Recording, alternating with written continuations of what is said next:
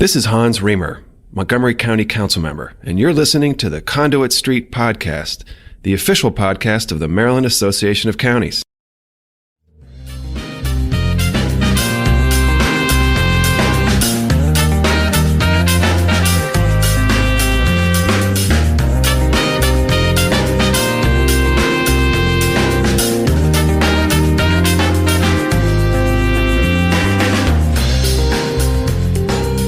Welcome to the Conduit Street Podcast. Kevin Kinnally here with Michael Sanderson.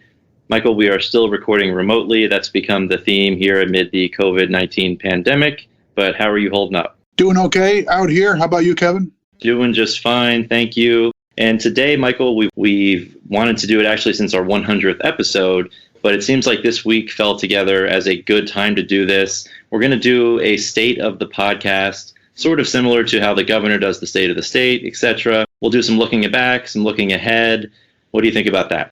I think the time feels okay. Honestly, if we're reading the virtual room, maybe we could do a COVID-free, Kerwin-free, like politics-free sort of episode and just chat a little bit. But I don't know, this has been on our collective mind for a while to do a little inventory of how this little enterprise is going, a little bit about where it came from, but I think more importantly, where we want to take it next. So I think this is a good timing and something to involve our listeners in.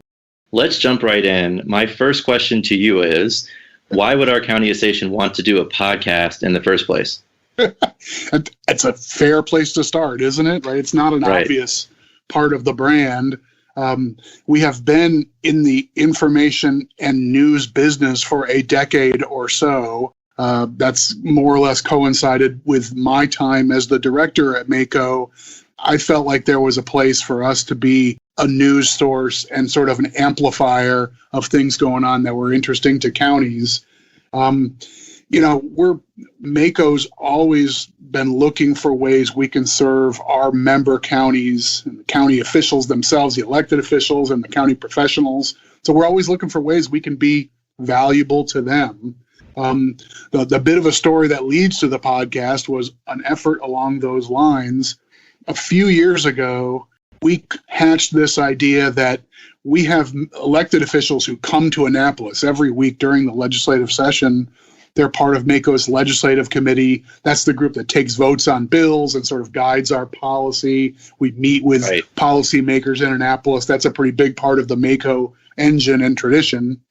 We've always felt like our connection's strong with those people who drive to Annapolis routinely, and they're really plugged in. What about their counterparts, the other commissioners or council members back home who aren't the appointed member for, representing their county at MACo, but still have an interest in this kind of stuff? For a couple legislative sessions, we cooked up this idea of let's do a Friday afternoon phone call.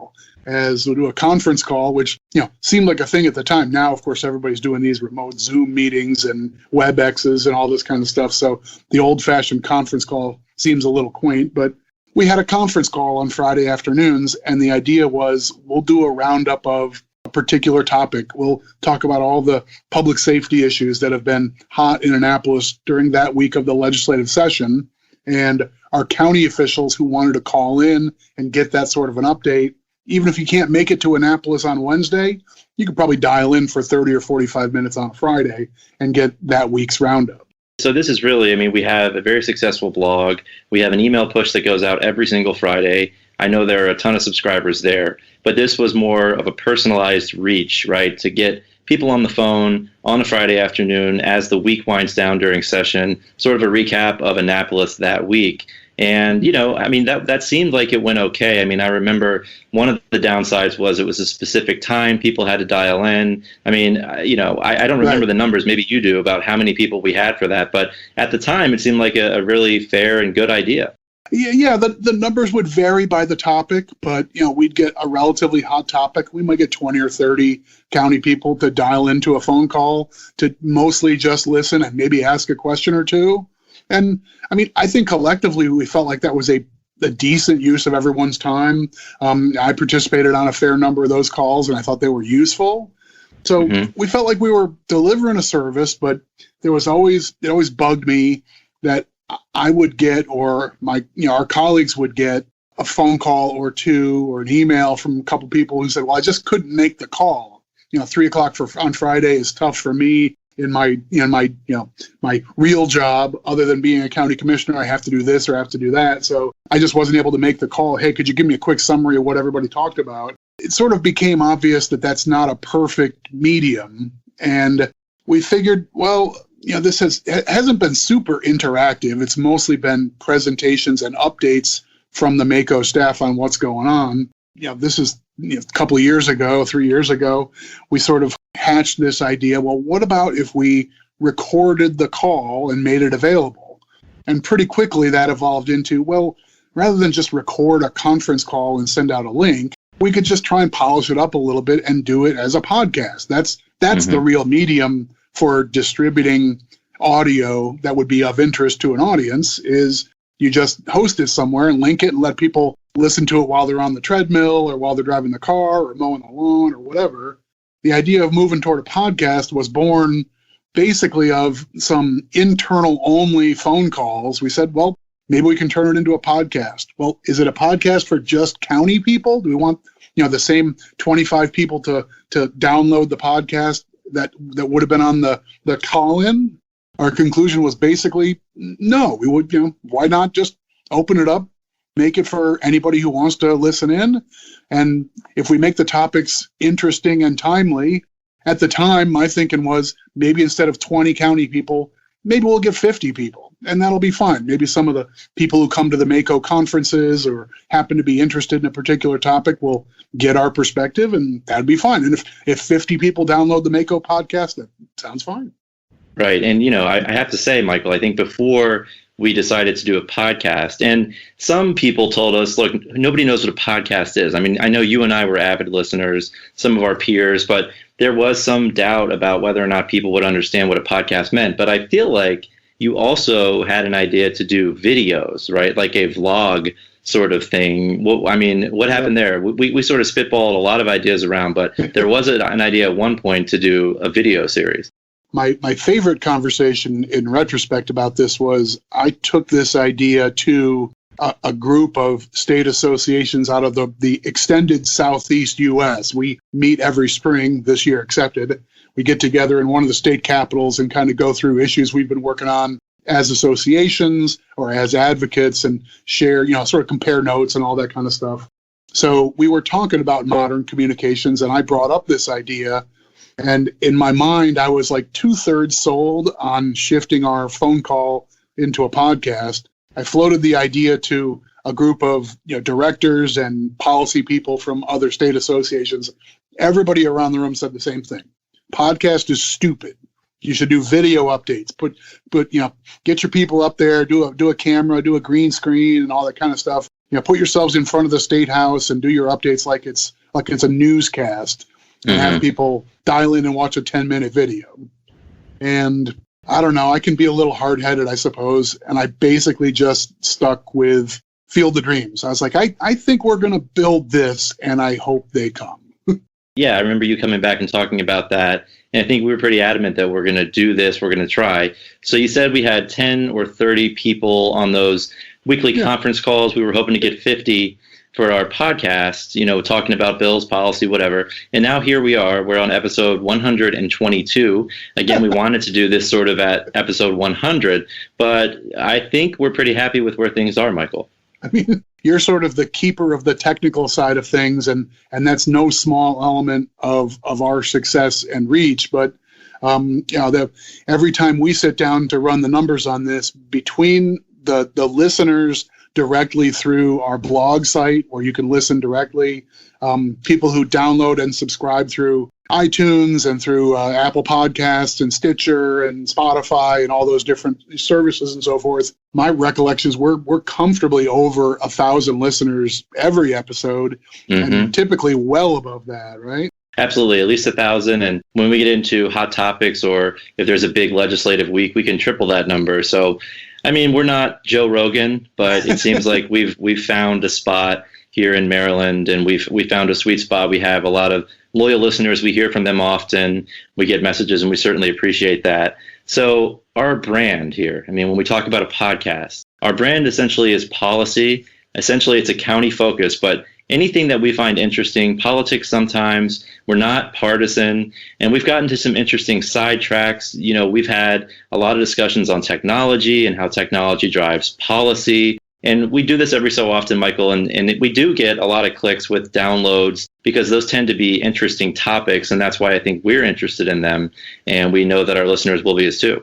I feel like that's served us pretty well, that you and I as the engine behind sort of planning out topics and when do we think we're due to swerve back and that kind of stuff. But I mean, as much as anything, we've been trying to hear what we hear back from listeners who contact us, you know, through you and me, sometimes through the MACo website and so forth. I mean, we hear back from people who have listened to the podcast and have thoughts about this topic or that, or they want us to get into something new. I mean, I think that's where we're going to end this episode, is open the floor and we want to hear more from listeners. But I think one of the things you said there is really the essential kernel. Like, we try and find something we think would be interesting. And I think, I don't know, I think we're probably doing one thing right. If this were just an extension of MACo lobbying or our, you know, legislative and policy advocacy, I think it would be too dry and boring, right? I don't think we'd have scores of non-county government people have any interest in our content if all we did was talk about, well, this week MACo took a position on these different bills and we'll walk through them and then we'll explain the MACo amendment on this thing over there. If that was our content, then maybe we'd still be at our 30 county government listeners, and maybe we'd be filling that particular service. But you know, we've deliberately evolved into saying there's interesting things happening in Annapolis. Some of the stuff is happening in Washington. Some of it is happening in Minneapolis and San Francisco and in all sorts of other places where, you know, state policy, local government policy, housing, taxes, economics, land use, all these different things. There are components that I think people who are policy people can grab onto. And so when we hear about something that shows up out of Texas, even if that's not happening in Annapolis, let's fire it up and talk about it. And, sometimes we're going to miss, but I think we've stumbled onto some relatively interesting topics just by keeping our eyes and ears open and listening to our listeners and their advice. Yeah, I think it's been a nice combination of talking about, direct issues that MACo is working on in Annapolis, and then also bringing in and weaving in interesting policy issues in general.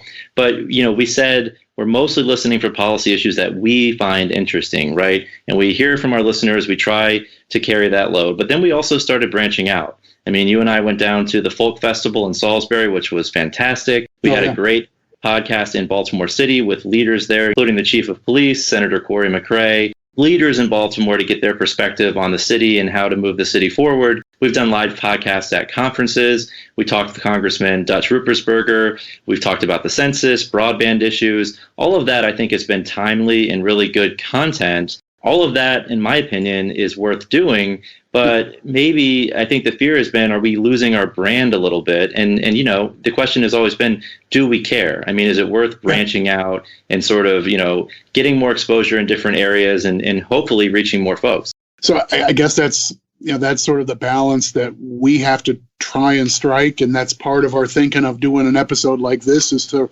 reflect a little bit. I don't know how many episodes in a row were basically the same. You and I, or you and one of our colleagues, or 3 or 4 of us around the microphones talking about policy. We bring in Natasha on public safety and public health issues, and we've had various other of our colleagues from the policy team at MACo when we've focused on a particular area, and have them join in to offer a perspective. Hey, I was at the bill hearing. Let me tell you how this whole thing went down. Or let me walk you through the issues on this land use stuff. So, but basically, that's where we started. We figured, okay, the MACo staff is plugged in on policy. We're knowledgeable about the things that are happening in Annapolis. Generally, we can make a point to fill in our knowledge on areas that we don't naturally have, so we can try and talk about this sort of stuff. I don't know. That feels like a pretty good groove to start with. we were a little hesitant getting far afield from that, but the trip to Salisbury sort of broke the seal, I think. Get down there, met with several local leaders from that area during an event where there was a really big community spirit and a lot going on right in downtown Salisbury. So all that was good, but it sort of, I think, maybe opened our horizons a little bit.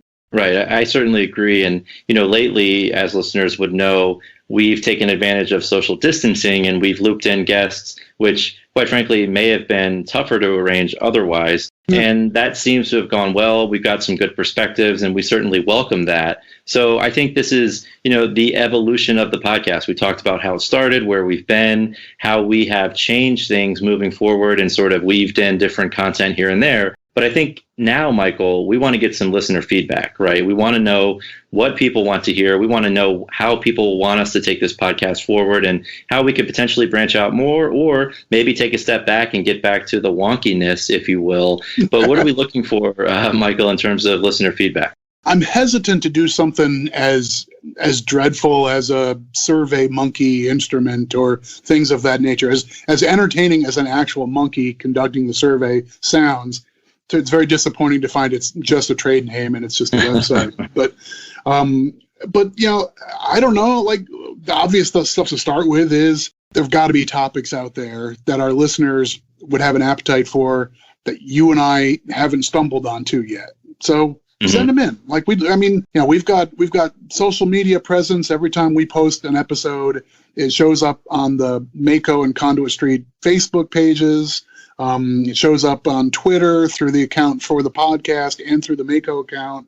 You and I are both present on Twitter. So, there's a variety of ways that folks can reach us. Our email is easy to find on the MACo website. So, what kind of topics do you want us to get into? Is there stuff that this podcast could target that would be, in our wheelhouse and useful for you all to hear about or hear some more attention on? Yeah, I say I look for people to recommend. I mean, do they have any particular guests that they'd like to have us talk to? I mean, would they like more or fewer episodes with just the MACo staff covering topics? And of course, our favorite topic, whether we like it or not, Kerwin. Is anybody having Kerwin fatigue? I hesitate to ask that question. Or do people want us to talk more about Kerwin? I mean, we could do a special episode, Michael. Yeah, we could do an emergency Kerwin episode. We could definitely do an hour of content about what's going on with Kerwin, even though we've already basically covered the basics. But yeah, if we needed to do an hour of Kerwin, we could deliver. I mean, we could do hours and hours. We could break down each work group and we can break down all the recommendations in the different policy areas. And I think if people went back and listened enough, I think we've covered Kerwin. And I think there's more to come, by the way, on that. So there may be more there. And Michael, does anybody miss Guam? I mean, yeah.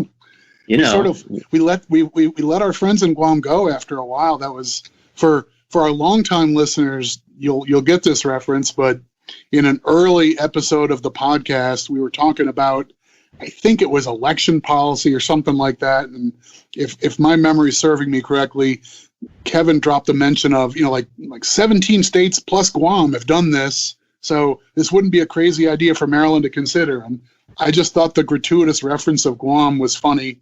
And I made a point of mentioning, it's like, even Guam figured this out. And then, I don't know, in our 122 episodes, we've probably managed to squeeze in, 60 or 80 Guam references, maybe 50. For sure. I don't know. For sure. I mean, and Guam is on the forefront of a lot of things, which is what we've learned, but they never respond on Twitter or Facebook. I've tried to get them to respond. So we will try to bring some Guam references back. I think we can make that decision. It can't hurt. It can't hurt. I mean, but the other stuff, does anybody think that we go too deep? Is this just, are we the nerd brand? Is that our thing? Or, should we stick with that? Should we move away from that? I mean, we've had those conversations, Michael. Right. I mean, in my mind, that question is connected a good deal to the question of having guests versus staff level analysis. And I think when it's the MACo staff, particularly when it's just you and I, the dial moves a little more in the direction of wonky and nerdy and so forth. And right. You and I are like, okay, yeah, well, let's break down that tax incidence issue and exactly where it is. And Not everybody else is totally into that sort of thing. When we bring on guests, we relish having an extra perspective, and we bring somebody else to the table who's got something to add, and we can try and connect things back to the counties. But that means the content's going to be different, almost necessarily. It's going to have a different flavor and feel than if it's just us. Yeah, at the moment, we've kind of informally landed on let's kind of alternate and let's do some staff analysis and some guest participation. But I'm not sure we're 100% committed to the lane we're in right now. So if there are folks out there who think that we want something that's in the weeds, right, and that Conduit Street is the closest Maryland has to that, okay, we can tuck that away and kind of own that. That's fine. And yeah, we sort of accepted that. If we get an overwhelming response, say guests are better, timely stuff, hipster stuff, and cut it out with all the numbers, that's boring, then we could take that under advisement and maybe not zero it out, but dial it down, tamp it down. We could probably do a little of that. A little bit. I don't think we could ever zero it out. You're right. Well, you got to play the hand you're dealt, right?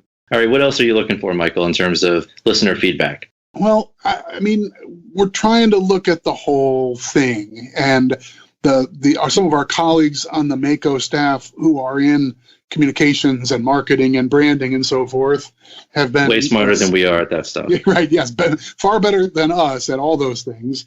We're sort of collectively kicking around the image of the podcast. So we've been thinking about the music. Like we've got bumper music that we splashed around with a few different things, and we've landed on something we've used now for a pretty long time. Is it time to refresh that? I listen to a lot of other podcasts. Some of them are really, really focused with their brand. Others just seem to switch. Every 6 months they go to a new piece of music, and now we're going to use this for a while. I could probably be talked into either direction on that. We've had some people, hector us a little bit over using, some generic sounding music instead of, well, in all candor, copyrighted music. But right. And the same thing with the logo and image, right? I mean, and by the way, we do have right now Heather Legg, who, again, one of those people who is way smarter than us when it comes to communications. There is a campaign running right now on Twitter and Facebook and on our website, I think, looking for new music. There's a contest, if I'm not mistaken, asking people to go ahead and send in their original music, and maybe that's something we use for the podcast. But I also think, we're doing the same thing with our logo, trying to see if we need to update that a little bit. We've had that for a while. We did make one change, but I think we're thinking it's time to make a change there. I know you're not a huge fan of having your head on the image, neither am I, quite frankly, but I think the image has suited us pretty well. But that's another issue we'd like to have people weigh in on. Do we need to change the image? Do we need to update it a little bit? My favorite side story there is at our last winter conference in December, we ended up doing some sort of a marketing shtick, and almost everybody at the winter conference ends up staying at the Hyatt Hotel where all the events are being held. And so one of the things you can do at hotels, now everybody gets the electronic key cards for their hotel room, so you can brand the key cards. Everybody who registers at the event and gets a room using our code will get a key card that has a branding on it. So on the back of the key card, we decided in our infinite marketing wisdom to put, hey, listen to the MACo podcast. We thought that'd be a neat way to put things in people's hands. So we put the image on it, and I don't know, I lost count of how many people came up to me showing me their hotel card with my face on it, your face and my face right on it. And I'm just thinking, I don't know, it was a blush a minute for me having to, sort of humbly say, oh, gee, it wasn't my idea, blah, blah, blah. Well, it wasn't, right? And they didn't tell us on purpose. Right. The communications team did not tell us before we went down there. On the way down to Cambridge, somebody sent me a picture of that key. And that was very interesting. It's pretty cool. I have some of those keys, but yeah, that is a pretty funny story that we were on the hotel keys. And I'll post a picture of that on Twitter for anyone who hasn't seen it. My daughter thinks that's probably the most interesting thing that's ever happened in my professional career, that I was able to bring her. I poached a hotel key for her, brought it home, and it has my little pixelated picture on there. She thought that was just the bee's knees. So, okay, good for her. That's fine. It's pretty cool. It's pretty cool.